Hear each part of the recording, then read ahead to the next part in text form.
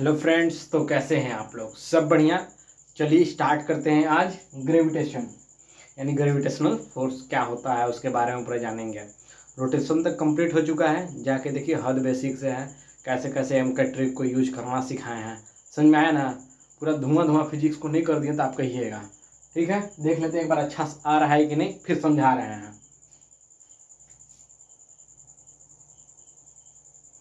ठीक है, तो ग्रेविटेशन चैप्टर स्टार्ट हो गया है। तो ग्रेविटेशन क्या होता है उसके बारे में जानना है हम लोग को, ठीक ना। ग्रेविटेशन देखो, फिजिक्स ऐसा है कि हम जो बोलेंगे तो फिर कहेंगे कि सर आप हर चैप्टर में बोलते हैं कि ये बहुत इंपॉर्टेंट है। ग्रेविटेशन इतना इंपॉर्टेंट है ना भाई, इतना इंपॉर्टेंट है, इसी के वजह से पूरा फिजिक्स निकल गया है। पूरा फिजिक्स इसी की वजह से निकला है। अगर ये नहीं होता तो कभी फिजिक्स का मतलब फिजिक्स कोई सब्जेक्ट होता ही नहीं। समझ में आ रहे हो? सिर्फ इसी की गलती है। अब इसके बारे में जानते हैं क्या होता है, तो पहले लिख लेते हैं। ग्रेविटेशन फोर्स, ग्रेविटेशन क्या होता है?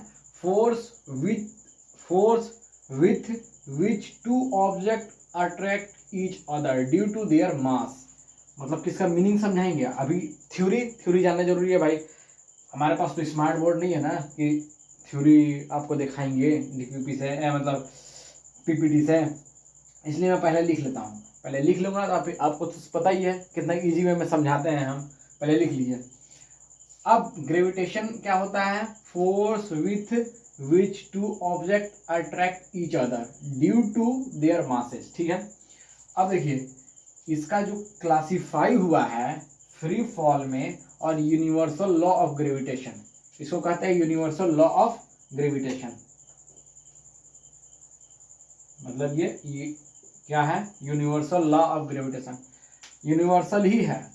अगर कोई भी ऑब्जेक्ट को ऐसा रखते हैं तो नीचे की तरफ जाता है, यूनिवर्स है, यूनिवर्सल ही है ना भाई। अगर कोई भी चीज ऊपर में है तो नीचे ही आए, नीचे की तरफ ही आएगा, ऊपर तो जाएगा नहीं। ठीक है, तो रेजिस्टेंस ऑफ ग्रेविटी, रेजिस्टेंस मतलब होता है, रेजिस्टेंस को मान लीजिए कि आप ब्रेकर, गाड़ी एकदम चल रहा है स्पीड में, अब ब्रेकर आता है स्पीड ब्रेकर, तो गाड़ी क्या हो जाता है? धीरे।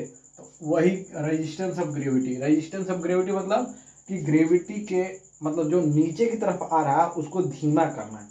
समझ में आया? फ्री फॉल, फ्री फॉल को आप वेटलेसनेस भी पढ़ सकते हैं। जो लिफ्ट का ऊपर का वायर कट गया, सडन टूट गया, ब्रेक हो गया, तो लिफ्ट क्या करता है? नीचे की तरफ एकदम सडन स्पीड से आने लगता है, आता है, तो हम लोग कैसा फील करते हैं? वेटलेसनेस। ठीक है, वेटलेसनेस। तो वही फ्री फॉल। फ्री फॉल मतलब कि वेटलेसनेस। ठीक है मतलब ये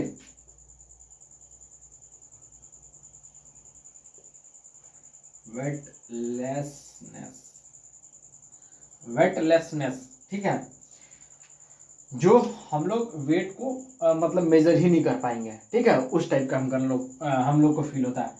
तो जो फ्री फॉल होता है, when object fall toward the earth, नीचे की तरफ, अर्थ की तरफ, gravitational force alone, gravitational force अकेला होता है। अकेला क्यों होता है वो भी बताएंगे।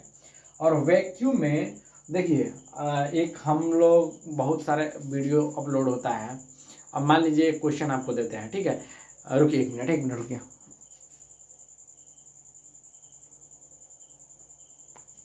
ठीक है, आप लोग एक क्वेश्चन देते हैं, बताइएगा।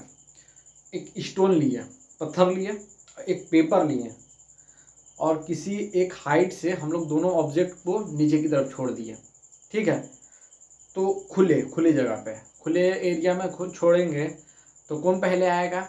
स्टोन पहले नीचे गिर जाएगा। समझ में आ रहा है? मैं समझा रहा हूँ, रुक जाइए, पहले इतना लिख लीजिए इसका मीनिंग सब।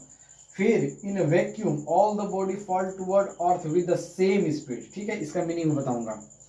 Equation of motion vertically upward, upward जितना भी इक्वेशन ऑफ मोशन पढ़े हम लोग, v equal to u plus a t, s equal to U T plus half a t square, तो ए की जगह g हो जाएगा, क्योंकि यहाँ ग्रेविटेशनल का बात कर रहे हैं। तो हम क्या बोले थे? Acceleration due to gravity, acceleration की जगह acceleration due to gravity, gravity के कारण एक्सेलरेशन किस में कन्वर्ट हो जाएगा? g में कन्वर्ट हो जाएगा। ये लिख लीजिए। और यूनिवर्सल लॉ ऑफ ग्रेविटेशन किस पे डिपेंड है? Newton's laws of gravitation. ठीक है, और ये क्या कहता है, it state that every body in the universe attract every other, मतलब कि ईच अदर होना चाहिए, ईच अदर, एवरी अदर लिख दिया हम लोग, ईच अदर।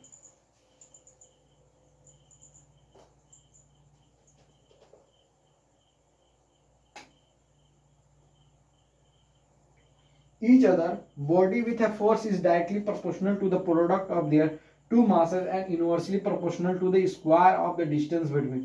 ये फॉर्मूला याद कीजिए, आप इसको याद करने का तरीका भी बता देंगे अभी, ठीक ना। ये इसको याद करना जरूरी नहीं है, इसी से हम इसको स्टार्ट करवा, इसी से इस फॉर्मूला से आपको याद करवा देंगे। पहले इतना नोट कर लीजिए, आप लोग नोट करिए, फिर इसके बाद पूरा मीनिंग पूरा समझाते हैं। ये थ्योरी समझाना पहले जरूरी था, क्योंकि कहें कि आप सर डायरेक्ट स्टार्ट कर दिए, क्या समझा रहे कुछ नहीं, इसलिए बेसिक कंसेप्ट लेना बहुत जरूरी है। Got in my point. Basic concept उसको होता है जो पिलर जो अगर घर बनता है तो ईंट से पिलर बनता है, डायरेक्ट पिलर अपने आप ऑटोमेटिक नहीं खड़ा, ईंट। तो ये समझ लिए कि ये सब छोटा छोटा वर्ड जो है ये ईंट है, तो इससे पिलर बन रहा है, समझ में आया। तो फिर से मैं पढ़ दे रहा हूँ, जहाँ नहीं समझ में आएगा देख लीजिएगा। When object fall toward the earth under the gravitational force alone, जिसको कहते हैं वेटलेसनेस, ठीक है। In the vacuum all the body fall toward earth with the same speed. Equation of motion, vertically upward जा रहा था जी, क्या हो जाएगा नेगेटिव, ऊपर की तरफ जा रहा था नेगेटिव, और नीचे की तरफ आ जाएगा तो डाउनवर्ड जाएगा तो पॉजिटिव हो जाएगा ना। वो जगह नहीं था इसलिए नहीं लिखे, अभी लिखेंगे। एक्सेलरेशन ड्यू टू ग्रेविटी क्या होता है, जी होता है, स्मॉल जी। और इसको कहते हैं कैपिटल जी, मतलब ये है, ये जी, इसको जी कहते हैं, capital G. Universal law of gravitation capital G होता है। ये न्यूटन्स लॉ ऑफ ग्रेविटेशन इसको भी कहा जाता है। इसी से पूरा फिजिक्स मतलब निकला है, ये बाप है, समझिए माँ बाप सब यही है। It state that every body in the universe attract to each other body with a force is directly proportional to the product of their two masses and inversely proportional to the square of distance between them. ठीक है, इतना note करिए जल्दी, do it fast, फिर इसके बारे में समझाते हैं। आज बस समझाने का काम करेंगे, एक दो क्वेश्चन कराएंगे इसी पे, और फिर नेक्स्ट लेक्चर में करेंगे। आज ज़्यादा नहीं लेंगे, आज ज़्यादा लंबा लेक्चर नहीं लेंगे, क्योंकि पहले मतलब कि जब शुरुआती घर बनता है तो धीरे धीरे धीरे धीरे बनता है, और जब लास्ट टाइम आता है तब स्पीड में पिकअप पकड़ता है। उसी तरीके से पिकअप अभी नहीं पकड़वाएंगे, फिर पकड़वाएंगे, टेंशन मत लीजिए। पहले इसको नोट करिए, नोट कीजिए जल्दी, डू इट फास्ट। चलिए इसको मिटा दे रहे हैं, रेजिस्टेंस पे डिपेंड करता है, रेजिस्टेंस की वजह से मिटा दें।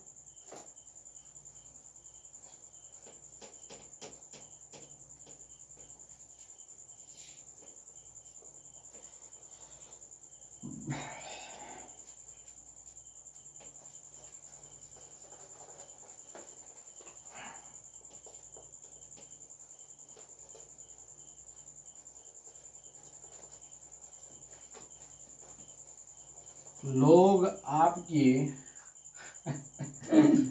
डिस्प्लेसमेंट को देखते हैं, डिस्टेंस को नहीं। याद रखिएगा इतना मेरे बातों को, जो मैं दिन रात मेहनत कर रहा हूँ ना, हर एक बच्चे तक पहुँचना चाहता हूँ, समझ में आया। हर किसी के मतलब कि हर किसी के पेरेंट्स का जो सपना है उसके बच्चे कामयाब हो जाएं, वहाँ तक पहुँचना है हम लोग को। इसलिए जितना हो सके उतना शेयर करिए, क्योंकि टाइम बहुत कम है और हमको इस चैनल को ग्रो करवाना भी है। और प्लस में इस चैनल पे बायो और केमिस्ट्री तो मैं खुद पढ़ा दूँगा, बायो के लिए एक और है, तो फिर बायो के लिए और समराइज़ में ही करूँगा, टेंशन मत लीजिए। समराइज़ में मैं ही पढ़ाऊँगा, टेंशन मत लीजिए। और बाकी बायो पूरा लेक्चर वाइज आएगा। सुनिए क्वेश्चन क्या था। एक स्टोन लिया,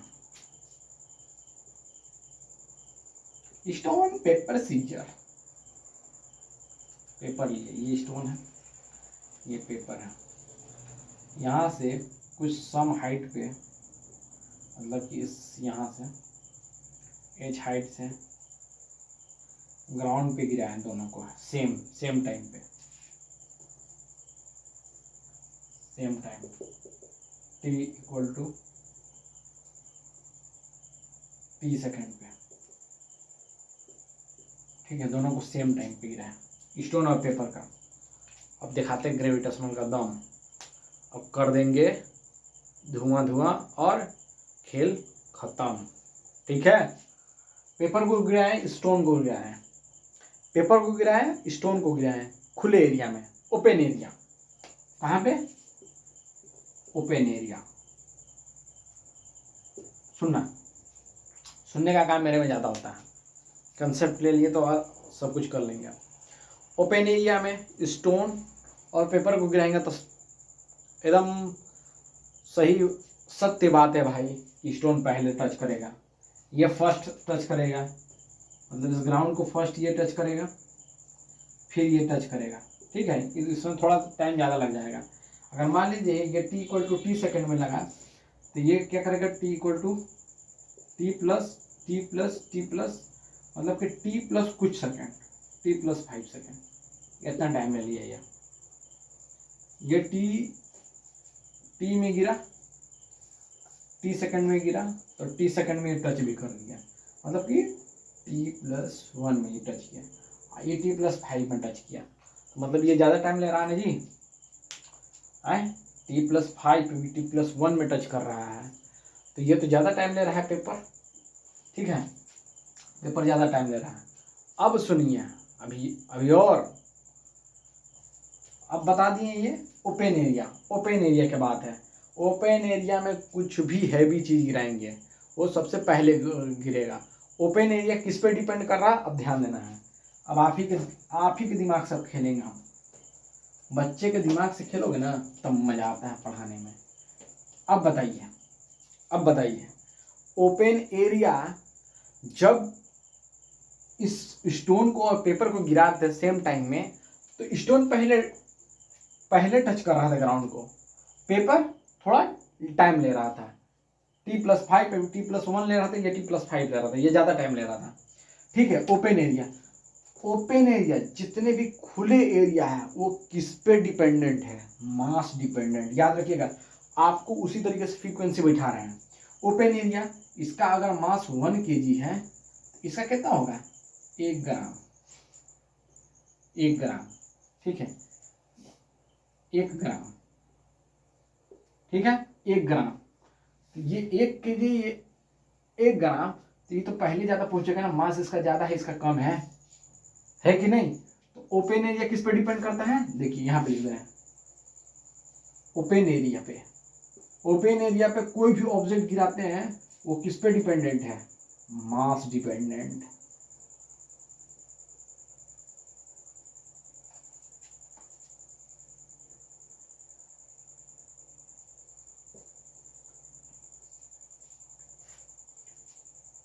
डिपेंडेंट DENT, डिपेंडेंट। ठीक है, डिपेंडेंट। ओपन एरिया किस पे है, मास डिपेंडेंट है।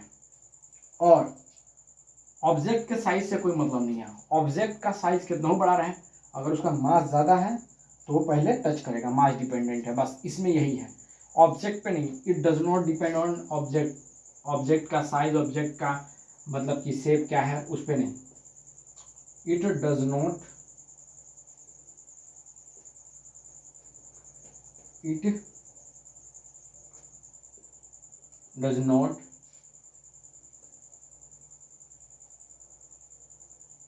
डिपेंड्स ऑन साइज हो गया, शेप हो गया, ETC कुछ पे, इस पर नहीं डिपेंड करता ओपन एरिया। साइज कितना बड़ा है उससे कोई मैटर नहीं करता है, मास से डिपेंड करता है। अगर ऑब्जेक्ट का साइज बढ़ेगा तो मास तो बढ़ेगा, ठीक है, एब्सोल्युटली बात है। अगर मैं इतना एरिया ले रहा हूँ, हमसे ज़्यादा वेट वाला आएगा, हमसे ज़्यादा मास वाला आएगा तो वो ज़्यादा एरिया लेगा, सिंपल सी बात है भाई। मास तो डिपेंड कर रहा है ना शेप पर, मगर इस चीज़ के लिए, ग्रेविटेशन के लिए मास ये सब के पे डिपेंड नहीं करता है, इतना समझ लीजिए आप। अब सुनिए, अब यूं ही नहीं, ओपन एरिया के बारे में समझ गए। जब ओपन एरिया था तो 1 kg का स्टोन और 1 ग्राम का पेपर स्टोन पहले टच करता है, और रीजन भी बताएंगे, ऐसे नहीं छोड़ेंगे ग्रेविटेशन को, ऐसे छोड़ देंगे, अभी पूरा समझा के छोड़ेंगे हम। केपलर लॉ ये सब बाद में, ठीक है, अभी एकदम प्योर कॉन्सेप्ट लेना है। इतना समझ में आ गया, ये हो गया, ठीक। अभी और सुनिए, ओपन एरिया में, ओपन एरिया हो गया। अब आते हैं वैक्यूम, वैक्यूम उसे कहते हैं। अब आते हैं वैक्यूम पर। अभी ओपन एरिया का खेल खत्म नहीं हुआ, अभी और सुनिए। अब ये आ गया वैक्यूम पे, VACCUM, वैक्यूम का स्पेलिंग यही होता है। एक मिनट, स्पेलिंग में क्या रखा है, बस मैं बोल रहा हूँ उसको समझिए। VACUUM, इसको वैक्यूम कहते हैं। वैक्यूम क्या होता है, वैक्यूम क्या होता है पता है? वैक्यूम क्या होता है बता दिया। वैक्यूम क्या होता है? वैक्यूम वो है जिसमें 0.000% एयर होता है, मतलब कि फुल इम्पटी होता है। मतलब कि वैक्यूम वो है, अगर वैक्यूम में आदमी को रख देंगे तो वो जिंदा नहीं रह जाएगा, क्योंकि उसमें एयर है ही नहीं। Absence of air,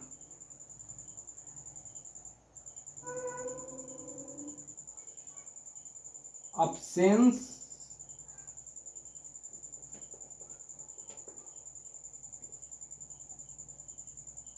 absence of air,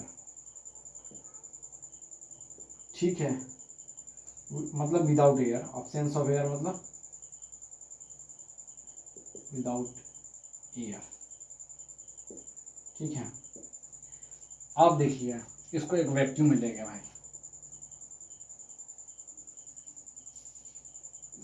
ये तो यूनिवर्स में मिलेगा नहीं ना हमको, ये तो अपने से क्रिएट करना पड़ेगा, ठीक है। वैक्यूम में बता रहे हैं, ये देखिए वैक्यूम में है, ध्यान दीजिएगा। वैक्यूम का कहानी सुना, इसको आप कर लिए 1000 kg, 1000 नहीं 10 लाख kg कर लीजिए, कोई दिक्कत नहीं। स्टोन है 1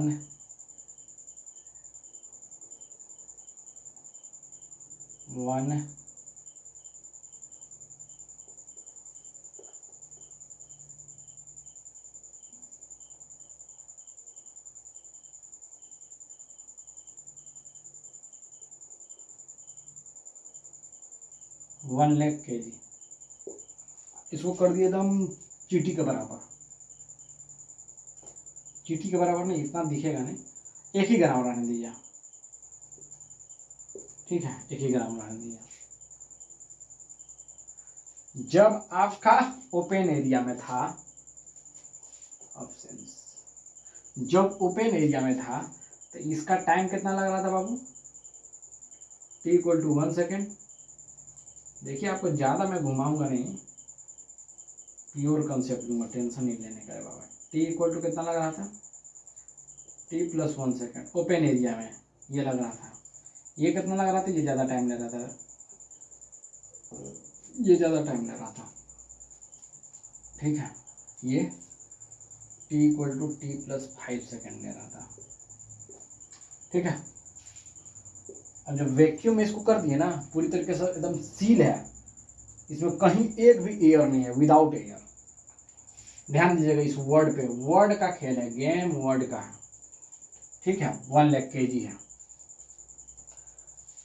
इन दोनों को गिराएंगे ना, दोनों को गिराएंगे, अगर ये यहाँ t = 1 सेकेंड में गिराएं, अगर ये t = 2 सेकेंड में टच कर रहा है उस वैक्यूम के जो सरफेस होता है उस पर, तो ये भी t = 2 सेकेंड पे टच करेगा, याद रखिएगा।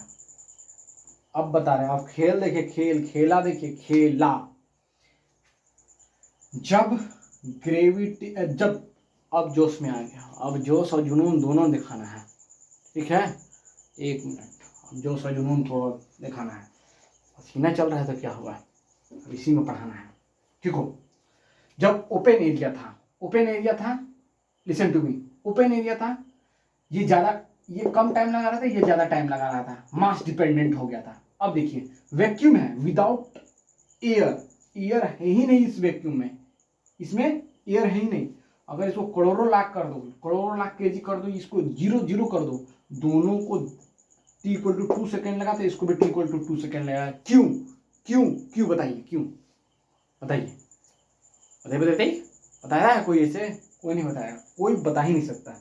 आप कहीं पे भी पूरा यूट्यूब पे सर्च कर लिए ग्रेविटेशन का, अगर कोई ऐसा समझाया हो तो मुझे बताइएगा। जाइए कोई भी अच्छा इंस्टीट्यूट का, ठीक है। दोनों को गिराएं सेम टाइम पे, इसको भी t=1 सेकेंड पे गिराएं, इसको भी गिराएं, दोनों t=2 सेकेंड पे ही टच करेगा इस अर्थ को, ये सरफेस को, इस सरफेस को दोनों एक ही सेकेंड में। अब देखिए खेला, देखिए अब खेला, इतना समझ में आया? समझ में आया? ओपन एरिया में पहले ये टच कर रहा था, ये नहीं था, ये थोड़ा लेट में टच कर रहा था, ये है इसका टाइम। और जब इसको वैक्यूम पे किए, इसको मिटा दे रहे हैं, जब इसको वैक्यूम पे किए तो क्या हो रहा था? क्या हो रहा था? वैक्यूम पे किए तो t=2। अब देखिए क्लासीफाई करते हैं, इतना हो गया, 1 मिनट। अब क्लासीफाई होगा ओपन एंड वैक्यूम का, क्लोज भी कर सकते हो। अब देखिए gravitation, open area,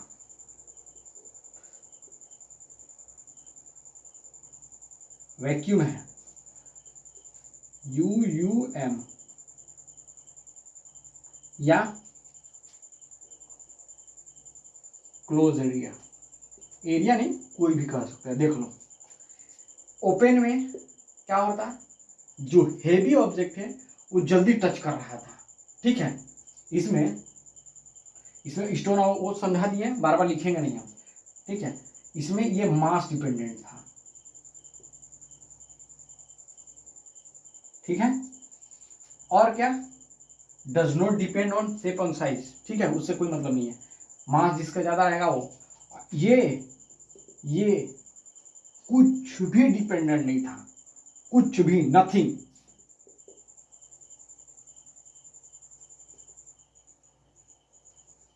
nothing dependent, ठीक है, नथिंग डिपेंडेंट। ये डज नॉट शेप, और लिखवा चुके हैं इसलिए ऐसे घसीट के लिख रहे हैं, बुरा मत मानिए आप लोग। साइज, ठीक है, नथिंग डिपेंडेंट,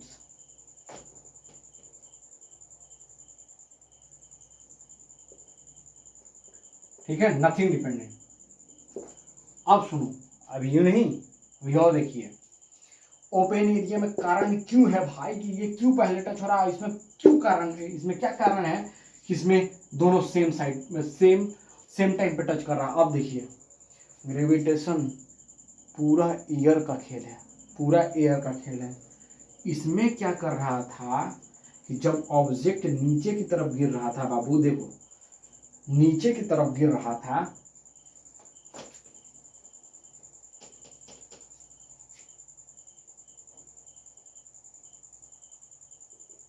देखो ये देखो, ये ऑब्जेक्ट था, ये पेपर था, ठीक है। अब देखिए एरिया पे भी डिपेंड करता है, एरिया डिपेंडेंट, एरिया डिपेंडेंट, ठीक है, लिख लेना ओपन एरिया क्लोज एरिया। अब देखिए ये 1 kg का है, ये 1 ग्राम का है। ये जब स्टोन,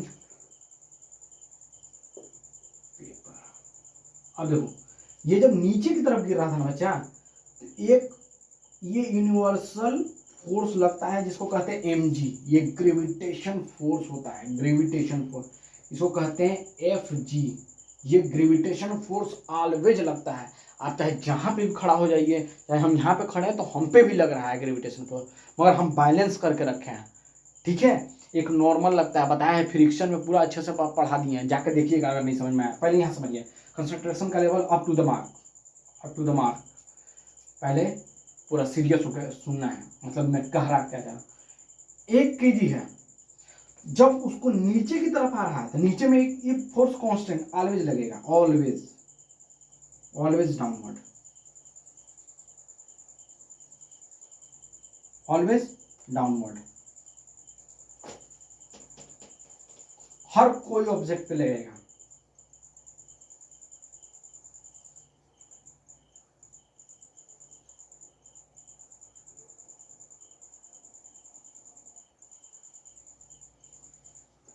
ठीक है, ऑलवेज डाउनवर्ड, नीचे की तरफ हमेशा लगेगा, उससे कोई मतलब नहीं है। अब देखिए ओपन एरिया है, हवा तो चलेगी ही, हवा चलेगी तो एक एयर रेजिस्टेंस फोर्स लगता है ऊपर की तरफ, याद रखिएगा इसको कहते हैं एयर रेजिस्टेंस। ये देखिए air resistance, air resistance, F air resistance ऊपर की तरफ, ये डाउनवर्ड लग रहा है तो एयर रेजिस्टेंस कहाँ लगेगा, अपवर्ड, ऑलवेज अपवर्ड। अब देखिए इसका मीनिंग बता दे रहे हैं, अपवर्ड क्यों, अपवर्ड क्यों भाई, हमको तो जानना ही नहीं भाई, क्यों क्यों लग रहा है भाई, क्यों ले रहा है, रीजन पूछो ना, पूछो रीजन क्यों लग रहा है। मैं नहीं मानूंगा ग्रेविटी को, मैं नहीं मानूंगा, क्यों लग रहा है, क्यों, क्योंकि कोई भी हल्का ऑब्जेक्ट रहता है जब आंधी तूफान चलता है तो कहाँ जाता है, ऊपर की तरफ जाता है ना। ये देखो यूनिवर्सल, यूनिवर्सल इसको प्रूव कर दिए, प्रूव कर दी जो अपने आंख से तुम देखे हो। फिजिक्स पूरा दिखता है दुनिया में, मगर दिखाने वाला तुमको चाहिए। अब देखो ऑलवेज डाउनवर्ड क्यों लग रहा है, छत पे जाते हो, छत से कूदते हो, जंप करते हो तो ऊपर ना जाना चाहिए, नीचे क्यों आते हो, इसके कारण देख लो डाउनवर्ड क्यों लगा, अपवर्ड क्यों, समझ में आया। इस पे क्या लग रहा है, एयर फ्रिक्शन लग रहा है। एयर फ्रिक्शन को या एयर फोर्स को कुछ भी कहो, कोई दिक्कत नहीं है। फोर्स एयर, एयर मतलब वो वाला एयर फोर्स मत समझ लेना, मतलब समझ आया ना, वहाँ पे मत चले आना एयर फोर्स में, वो हम लोग से बहुत हाई लेवल के हैं, उन लोग रिस्पेक्ट करना है, वहाँ तक नहीं पहुँचना है, अभी हमको फिजिक्स पढ़ना है, ठीक है। यहाँ पे समझिए एफ एयर ऊपर की तरफ लग रहा है, तो ये क्या होता है कि जितना एरिया कम रहेगा उतना जल्दी आएगा, एयर फ्रिक्शन या एयर फोर्स कम लगेगा, ठीक है, एरिया कम है। पेपर है, इसको मिटा दें, पेपर रुक जाओ, यहाँ पे समझा देना है, अब इसको नहीं, इसको समझा रहा है। ये पेपर है 1 ग्राम का, इसका देखिए एरिया ज़्यादा है तो एफ एयर ज़्यादा हो गया, एफ एयर ज़्यादा हो गया और एफ ग्रेविटेशन कम हो गया, क्योंकि ये तो कांस्टेंट रहेगा mg, ये कम होगा, एक एरिया की वजह से ये ज़्यादा हो गया ऊपर की तरफ, अपवर्ड, ठीक है, ये डाउनवर्ड कम लग गया, तो इसको कम टाइम, मतलब कि इसको ज़्यादा, मतलब ज़्यादा टाइम लेने के लिए, क्योंकि फोर्स ऊपर की तरफ एयर फ्रिक्शन लग रहा है, एयर फोर्स लग रहा है तो हमारा ऑब्जेक्ट स्लो हो गया, समझ में आया। ये रीजन है, रीजन याद रखिएगा, रीजन क्यों हमारा एरिया पे डिपेंड करता है, एरिया डिपेंडेंट लिख दिए, एरिया जितना छोटा रहेगा उतना जल्दी आएगा और जितना लंबा रहेगा उतना ही ज़्यादा टाइम लगेगा। एक मैट को गिराइए, अगर चौड़ा एक मैट होता है, एक चौड़ा मैट होता है जो फोम का होता है, उसको गिराइएगा और एक छोटा सा पतला फोम वो मैट गिराइएगा, देखिएगा छोटा वाला जल्दी करेगा, छोटा वाला जल्दी गिरेगा और वो लंबा वाला बहुत टाइम लेगा, देख लीजिएगा आप, कभी भी एरिया पे डिपेंड करता है, ठीक है। अब देखिए इतना समझ में आया, इसमें सब एयर का कमाल है, सब एयर का कमाल है। अब इसमें देखिए, इसको मिटा दे रहे हैं इसको। अब देखिए बार बार बोलेंगे देखने को, गुस्सा नहीं करना है रे बाबा, ऐसी पड़ेगा। अब यहाँ देखिए स्टोन है, ये पेपर है, पेपर चाहे कितना बड़ा हो कोई दिक्कत नहीं है, पेपर चाहे, इसमें कोई नथिंग डिपेंडेंट, नथिंग मतलब कुछ नहीं, हम जब बोल दिए तो कुछ नहीं तो कुछ नहीं। ये वैक्यूम कर दिए क्रिएट, वैक्यूम मतलब विदाउट एयर। यहाँ पे कोई मास लग रहा है, सिर्फ एक ही मास लग रहा है, mg लगता है कांस्टेंट, पता है ना, ये कांस्टेंट मास होता है। अभी तुरंत बोले हैं, नहीं समझ में आया होगा तो एक बार देख लीजिएगा रिवर्स करके, ये कांस्टेंट लगता है। अरे भाई इस पे जब कांस्टेंट लग रहा था इस पे ज़्यादा लगेगा ना जी, mg ऑलवेज नीचे की तरफ लगता है, हमको पता है, ऑलवेज डाउनवर्ड। तो इस पे जब कांस्टेंट लग रहे हो स्टोन पे, इस पे तुम क्या लगोगे, ज़्यादा लगोगे, मार कम दुरुस्त नहीं कर देंगे, इस पर भी कांस्टेंट लगेगा। जब कांस्टेंट लगेगा ना, इसमें एयर लग रहा है ना, कुछ लग ही नहीं रहा है, तो दोनों क्या सेम टाइम में टच करेंगे। अब ये दिमाग में कॉन्सेप्ट घुसा रहेगा कि नहीं, इससे ज़्यादा कुछ नहीं है भाई, यही है ग्रेविटेशन। इसीलिए एप्पल नीचे क्यों गिरा, क्योंकि mg था, mg ऑलवेज कांस्टेंट गिर रहा था और मास डिपेंडेंट था, मास ज़्यादा था से का नीचे गिरा। और एयर भी फ्रिक्शन कर रहा था, साइड में एयर भी चल रहा था, एयर चल रहा था तभी ना मूवमेंट हुआ था, गिरा। समझ में आया?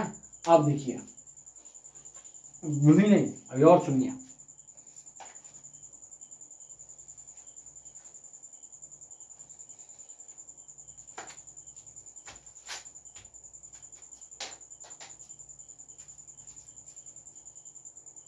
हाँ अभी और सुनिए,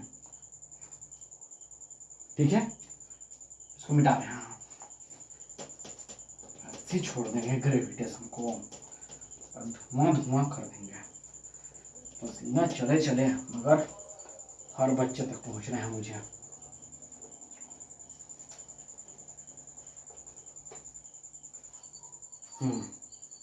समझ में आया? हद बेसिक से पढ़ाया, समझ में आया? हद बेसिक से पढ़ाया, ठीक। अब देखिए, ग्रेविटेशन फोर्स होता है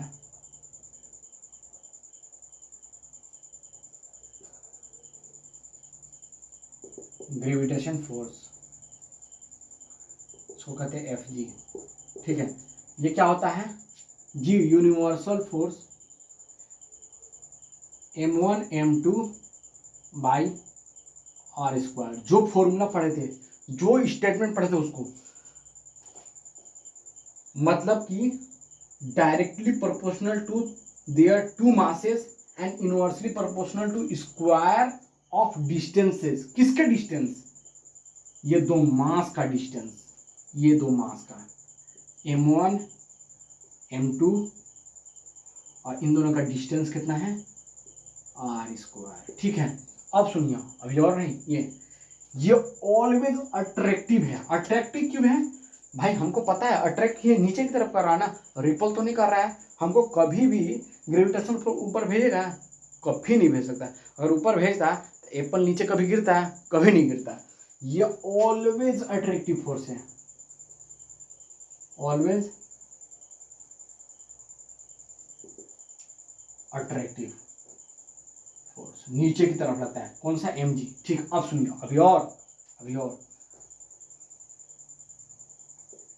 देयर टू मासेस, और f is directly proportional to mass का स्क्वायर। मतलब कि इसको ऐसे भी लिख सकते हैं, f is directly proportional to m1 m2, ठीक है।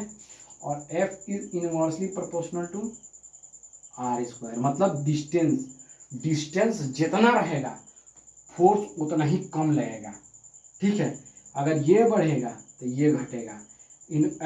इनवर्सली में हमेशा एक बढ़ेगा तो एक घटेगा। इसमें जितना मास बढ़ाना बढ़ा दो भाई, फोर्स तो ज़्यादा ही होगा, ठीक है। इसीलिए अब देखना, अब इसको प्रैक्टिकली बता रहे हैं।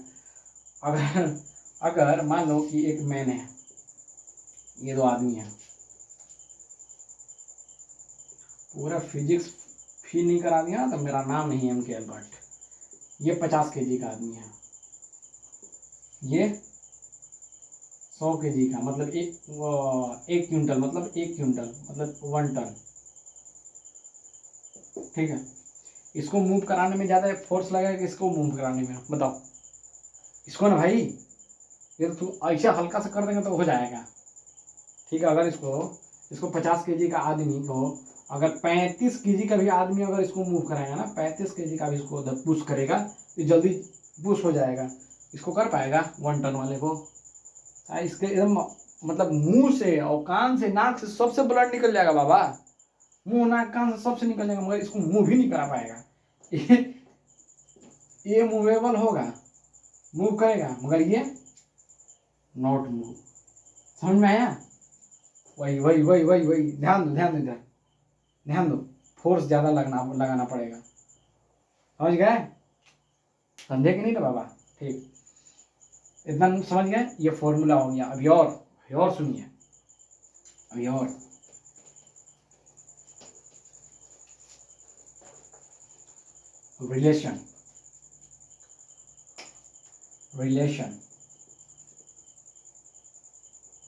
रिलेशनशिप में चल जाना। Relation of capital G small g, इसको कहते हैं यूनिवर्सल ये। अब देखिए एफ जी ये तो आ गया फॉर्मूला पे डिपेंडेंट, और एक ऑलवेज लगता है, वो बताया ना एफ जी एम जी के बराबर लगता है। अगर मैं यहाँ पे एम जी पुट कर दूँ, M G equal to Gm1m2/r², इसको कहते हैं acceleration due to gravity.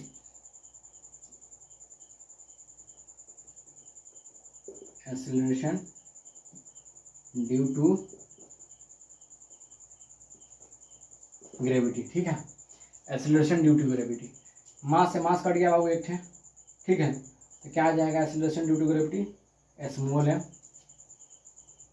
By ये जो 9.8 मीटर पर सेकेंड स्क्वायर आया है ना, ये मास ऑफ अर्थ है, यहाँ मास ऑफ अर्थ लगेगा और इसका 6.6 कितना होता है, रुकिए एक मिनट, 6.6 7 × 10⁻11 ये वैल्यू होता है जी का, ग्रेविटेशनल कांस्टेंट का 6.67 × 10⁻11, ठीक है। इसका यूनिट निकल जाएगा, यूनिट निकालना सिखा रहा है, अभी बता रहा है, अभी तुरंत बता रहा है, ठीक है। अब मास ऑफ अर्थ लेंगे तो 9.8 मीटर पर सेकेंड स्क्वायर आ जाएगा, ठीक है। ये रिलेशन है, रिलेशन को अच्छे से लिख लीजिए कि small ji equal to Gm/r², ये फॉर्मूला हो गया, इसको रट लीजिएगा आप, ठीक है। नोट करिए इतना, पहले जल्दी नोट कीजिए, लेट मत कीजिए। हाँ ठीक, ये समझ में आया रिलेशन कैसे आया। ये तो ऑलवेज लगेगा, ऑलवेज बोल रहे हैं, ऑलवेज बी हैप्पी, ठीक है। एफ जी की जगह लगाएं, आ गया जी से एम कट गया, एक मास ये आया, ये याद रखिएगा।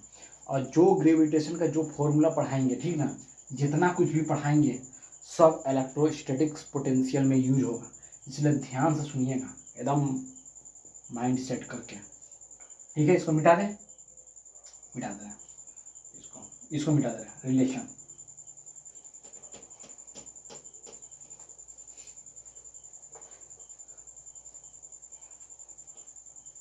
अब किसी का अगेंस्ट काम करेंगे तो उसकी बात की बात है, कि जैसे ऊपर की तरफ फेंक दिए, थ्रो कर दिए, ये तो एक्सटर्नल फोर्स लगाना भाई, एक्सटर्नल फोर्स लगाना, कोई ऑब्जेक्ट तो ऑटोमेटिक तो ऊपर जा नहीं रहा है, आप एक्सटर्नल फोर्स लगाया, बाहर भी फोर्स लगाया है तो हो ना गया है। अब इसका लगाते हैं, मान लीजिए कि मास का m² हो गया, इसका यूनिट निकालते हैं जी का, SI यूनिट निकालते हैं जी का, SI यूनिट और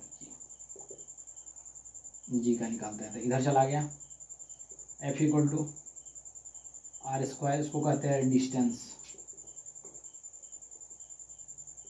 ये होता है मास, ये तो जान गया ना, ये पाना बहुत जरूरी हम नहीं समझते हैं, मगर मास स्क्वायर इक्वल टू फोर्स कितना होता है, फोर्स होता है ना एम जी, जब मान लीजिए एम ए, मान लीजिए एम ए, तो के जी मीटर स्क्वायर, मतलब कि के जी मीटर पर सेकेंड स्क्वायर, माइनस में यहाँ पे जी की जगह लिख दिए, फोर्स की जगह के जी मीटर पर सेकेंड स्क्वायर,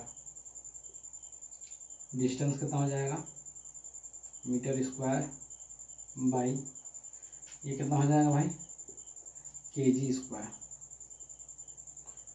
इसको ऊपर ले जाइए, इसको ऊपर ले जाओ तो कितना हो जाएगा के जी का माइनस, और ये हो जाएगा 3, ठीक है, m का पावर 3 मीटर, ये मीटर है, ये मीटर पर सेकंड है, ठीक है, और सेकंड का माइनस, ये हो गया, स्टार लगा के इसको लिख लीजिए, ठीक है। नहीं तो इसको तो ऐसे भी लिख सकते हैं न्यूटन, इसको न्यूटन कर दिया तो न्यूटन मीटर स्क्वायर के जी हो जाएगा, ठीक है। ऐसे भी लिख सकते हैं जी को न्यूटन मीटर स्क्वायर पर के जी स्क्वायर, ये भी लिख सकते हैं, ये भी लिख सकते हैं, हम निकलवाना सिखा दिए, ठीक है। नोट कर लीजिए, यूनिट पूछता है, न्यूटन याद कर लिया, और जी का वैल्यू तो लिखवा दिया 6.67 × 10⁻11, ठीक है। अभी यूं ही नहीं, अभी और सुनिए, मिटा दी इसको, लिख लिए, ले लिया,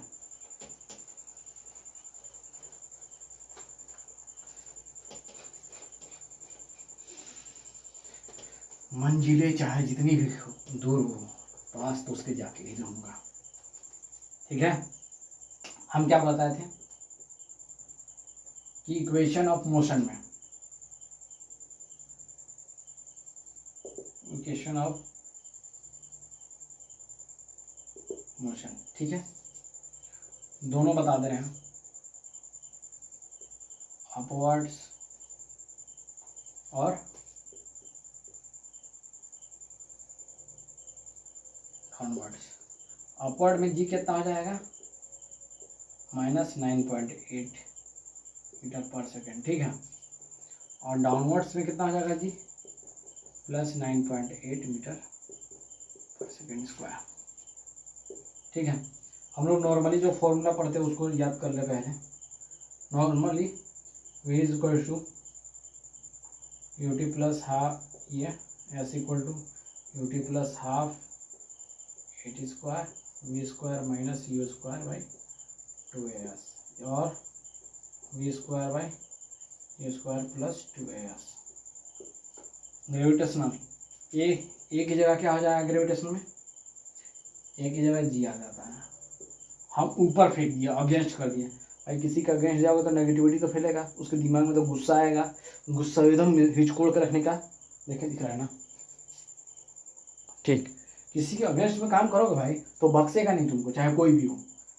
अब यहाँ पे कर दीजिए तो क्या हो जाएगा, v equal to U minus G T, V equal to U T plus U T minus half G T square. इसमें कितना हो जाएगा, v square U square minus 2gs। G को हाइट मान लीजिए, यहाँ हाइट की बात होगी, डिस्टेंस हाइट कुछ भी मान सकते हैं। ठीक है, अब यहाँ प्लस है तो प्लस लगा दिए भाई, डाउनवर्ड। अब वो चाह रहा है, अब तुम वो मान लीजिए वो चाह रहा है कि मुझसे दूर हो जाता, ठीक है, हम दूर हो जा रहे हैं भाई, तो वो तो खुश हो गए। वो नीचे लग ही रहा है और नीचे तुम ला ही रहे हो ऑब्जेक्ट भाई, तो बड़ा खुश। पागल पागल पागल हूँ मैं जी। देख रहे हो कितना बड़ा वाहियात वाला काम कर दिया यहाँ पे। एच कर दिया, एस कर दो, कोई दिक्कत नहीं है। कितना वाहियात वाला काम कर दिया, देखे